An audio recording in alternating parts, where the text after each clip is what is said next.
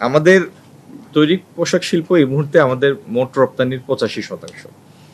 কোনো দেশের জন্যই, বাংলাদেশ তো নাই যেটি 18 কোটি মানুষের বসবাস, এত বড় একটা দেশের জন্য এটা কোনো মুহূর্তেই স্বস্তিকর সুখকর কোনো বিষয় না যে পুরো রপ্তানিটি মূলত একটি খাতের উপর নির্ভরশীল মূলত। তো আমাদের বিশ্বাস আমরা কয়েকটি খাতকে অগ্রাধিকার দিচ্ছি, যেমন চামড়া, লেদার এবং ফুটওয়্যার, চামড়াজাত পণ্য, ship building, ship recycling, light engineering, এই খাতগুলির উপরে আইটি, এই খাতগুলির উপর আমরা প্রাধান্য দিচ্ছি এবং এগুলি নিয়ে আমরা কাজ করছি। সেই কাজের রিফ্লেকশন আপনারা কিছু দিনের মধ্যে দেখতে পারবেন যে খাতওয়ারি সুনির্দিষ্ট কি কি পদক্ষেপ নিচ্ছি আমরা এই সেক্টরগুলিকে রিভাইটালাইজ করার জন্য।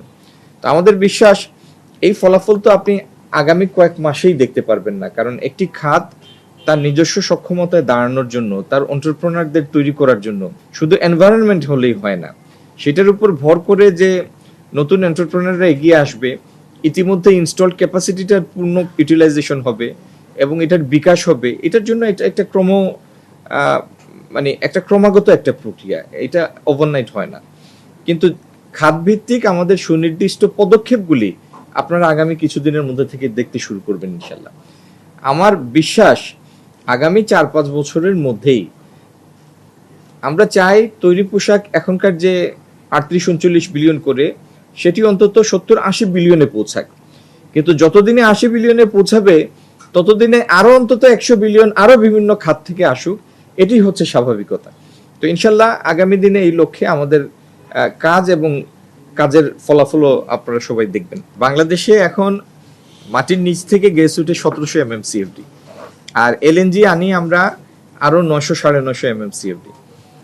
এর বেশি এই মুহূর্তে আপনি গ্যাস দিতে পারবেন না, কারণ আপনার হাতে আছে 2টা FSRU। এলএনজি আনলে সেটা এলএনজি তো তরল, সেটা রিগ্যাসিফাই করা লাগে। তো সেই ইনস্টলড জাহাজ আছে 2টা রিগ্যাসিফিকেশন ইউনিট FSRU। তো আমাদের জ্বালানি মন্ত্রণালয় এই লক্ষ্যে কাজ করছে যাতে যত দ্রুত সম্ভব আরো অন্তত 2টা FSRU তারা সংযোজন করতে পারে। এবং আপনি ঠিকই বলেছেন, এই মুহূর্তে আমাদের ইনস্টলড প্রোডাকশন ক্যাপাসিটির প্রায় 30% আমরা পূর্ণ ক্ষমতায় ব্যবহার করতে পারছি না।